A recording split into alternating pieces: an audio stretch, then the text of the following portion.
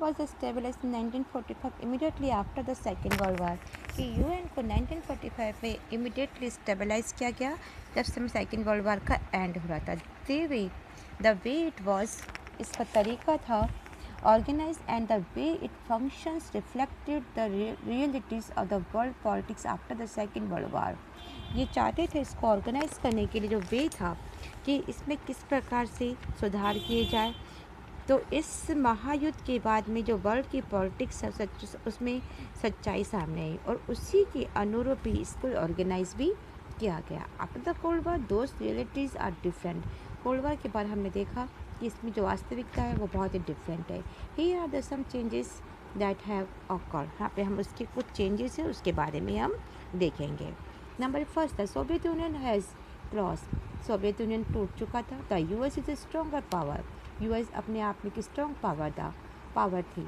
The relationship between the Russia the successor to the Soviet Union and the US is the much more cooperative. कि Soviet संघ का जो representative था उसमें अब रूस और अमेरिका के बीच में अब संबंध कहीं ज़्यादा कोऑपरेटिव बन चुके थे. China is the first embracing as a great power and India also is growing rapidly. कि चाइना में तेज़ी से एक महापावर के रूप में उभर के सामने आया और इसी प्रकार इंडिया भी तेज़ी से आगे की ओर रैपिडली ग्रोइंग करता जा रहा. The economy is Asia are growing at in unprecedented rate. कि अब एशिया की जो इकोनॉमी थी बहुत तेज़ी से तरक्की कर रही थी. अनप्रेसिडेंटेड, इतनी तेज़ी से जो सोच सकते नहीं वो. And many new countries have joined the UN as they become independent from the Soviet Union और former communist state in the eastern Europe. और अदर कंट्रीज़ जो थे ईस्टर्न यूरोप के उनमें भी शामिल हुए. ये जो नए नए कंट्रीज़ थे जो नए नए इंडिपेंडेंट हुए थे ये लोग इसमें आकर के शामिल हो गए. तो whole new set of the challenges confront the world. Civil war, ethnic conflicts, terrorism, nuclear populise और climate changes, environmental degradation, epidemic.